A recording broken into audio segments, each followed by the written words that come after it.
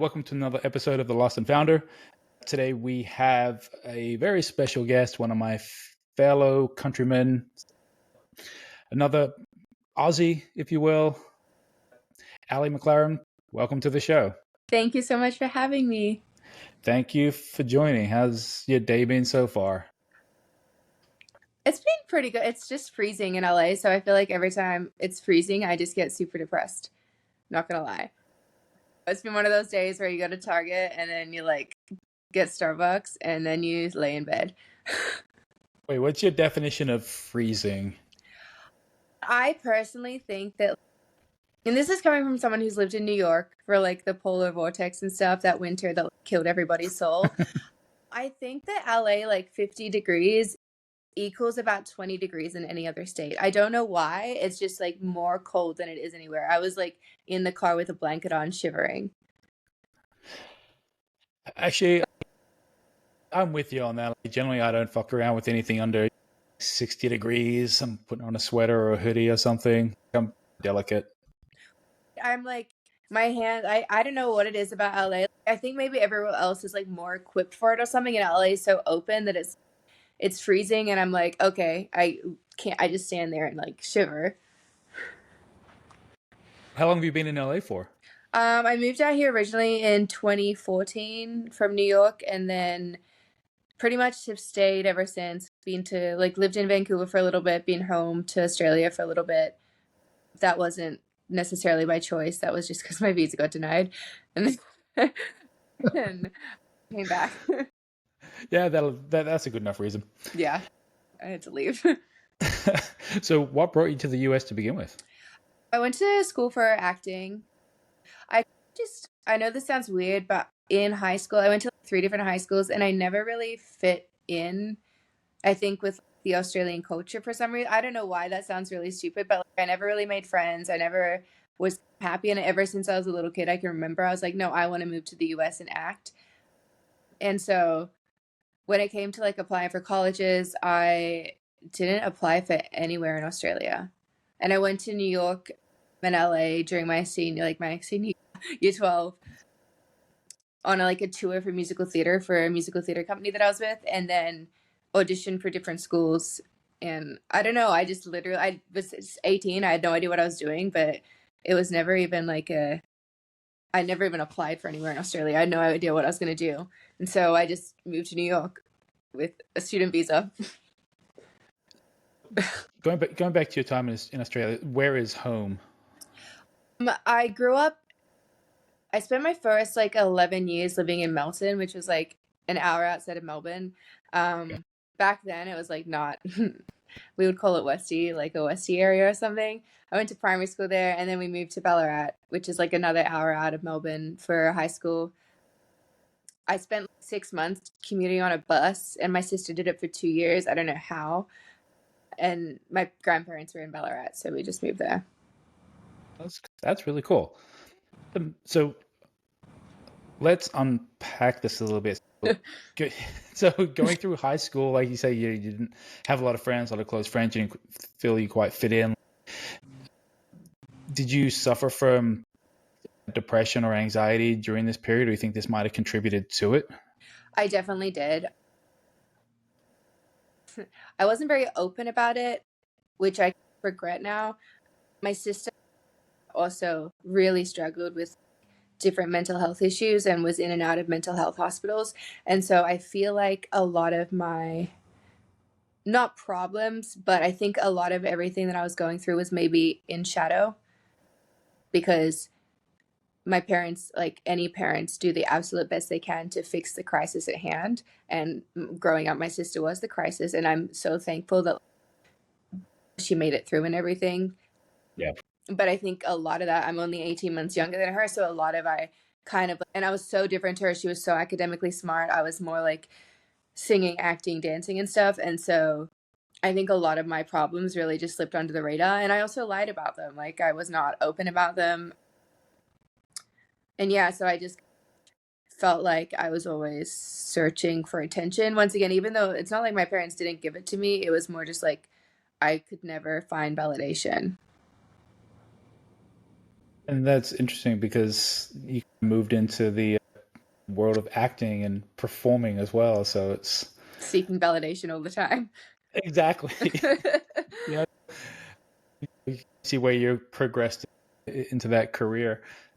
So your decision to move to the US when you could, you applied, didn't apply for Australian colleges, you applied for America. Like, were your parents supportive of this during this time? They were, my dad was the one that was like super, super supportive. And I didn't have the best relationship with my parents growing up. Once again, not to do with them, just completely like me in a way. Like I just wasn't a very open person. I didn't share much with them and stuff. But they were always really supportive of me acting and performing. And so when I applied for this college and got in, I remember my dad took me and my mom out for a coffee or something, coffee and cake. I think they call it in Australia back in the day. And we talked about it, and there was an LA campus and a New York campus. And my dad was like, I'm really supportive of you going. Obviously, my mom was too, but my dad was super vocal about it, which I was surprised about just because I never felt like him and I had that. He really showed how proud he was of me, and he really showed how supportive he was of me in that moment because I never felt like I necessarily had that connection yet. And he was like, I really think you should go to New York, though. If you're going to go overseas, like you should learn to live in New York instead of just LA. And I'm so thankful for that decision. So that transition period, so you say you struggled making friends as a teenager, you moved to big city New York, you struggled with depression, anxiety. How was that transition for you? In some ways, it was the most incredible transition in my life. In other ways, I really struggled. I loved it. I made two incredible friends from like pretty much week one of college, one of whom I had randomly met on Facebook in a group for people starting, and him and I had talked, and we ended up being in the same class because on the first orientation day we got grouped into like classes of 7 people, and that's what you're going to spend the rest of your year with. And him and I happened to be in the same class, and then there was this other girl in the class, and the three of us like literally became best friends. We were inseparable, and it was the first time I really felt like I'd had that kind of friendship in my life, which was really cool because I felt like we had very similar interests and stuff that I hadn't found in Australia. But I was also suffering majorly from anorexia. I'd grown up as a very not super overweight child, but I was always on the bigger side. And then moving to the US, I used to binge eat a lot when I was younger to deal with my emotions and stuff. And then knowing I was moving there for the first 8 months, I really just was like, okay, I want to lose weight now. I'm actually going and making this serious. And then I spoke to a therapist before I left Australia and said, I'm worried because I can't eat anymore. And she was like, you look fine. I think this is just a reason for you not wanting to go to the US. And so I used that as an excuse to be like, oh, I'm fine.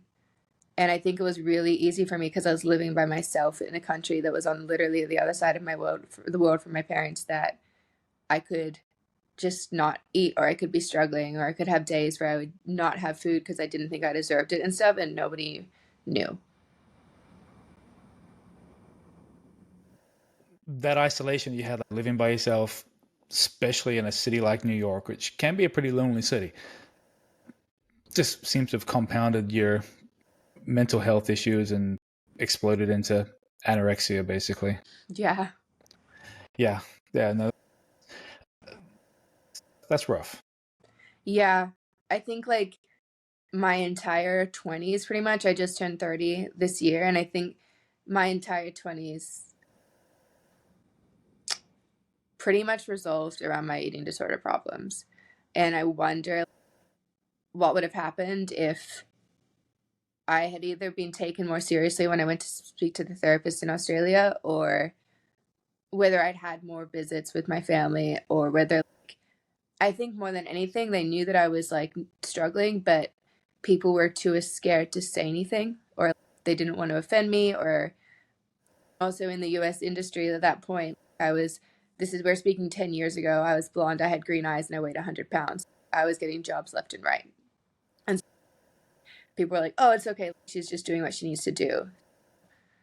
I think it was really easy for people not to be feel comfortable saying something to, which also, like, I was just waiting for someone to be like, you're too skinny, and nobody ever said that to me. So outside of your anorexia, what else was going through your mind? Yeah. I think, like, when you're 18 and you move to a city that's bigger than you could ever imagine, every day is just like incredible and amazing, but it's also like a blur. I am a person, I'm a creature of habit. And so when my environment around me changes, I really struggle. And so I really, like, when I got used to living in New York for my first year, I really felt like I was learning to be who I was, but also like I was living in a huge lie, as in I was literally not eating and losing myself and tired and not turning up to auditions and like struggling to go to class 7 days or 6 days a week for 7 hours a day because my brain was just like not in it. Like I was just like tired. And then I went to my best friend, the guy that I'd met before classes, over the summer. He's, oh, why don't you come and live with me over the summer? Because we were both going to transfer to LA for our second year. And he's like, why don't you come live with my family over the summer so you can easily save money, you don't have to pay rent, and we can just have a cool summer together before we start college in LA.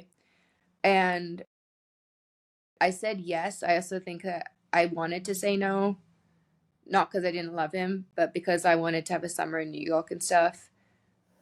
But I said yes because I also didn't want to lose a friend or let him down and stuff. And that's when also bulimia started for me, because I realized like I couldn't, everyone was gonna, his family were gonna see me eating, and like I had no control again. And that really took a toll on my mental health, like really badly. Would you say that was your rock bottom moment? I think my rock bottom moment was in August of that year when he was moving to LA. I ended up going back to Australia because I was so sick. And he also knew I was sick, but didn't understand it. And his family had noticed it, but they didn't get it. And I couldn't acknowledge what was going on.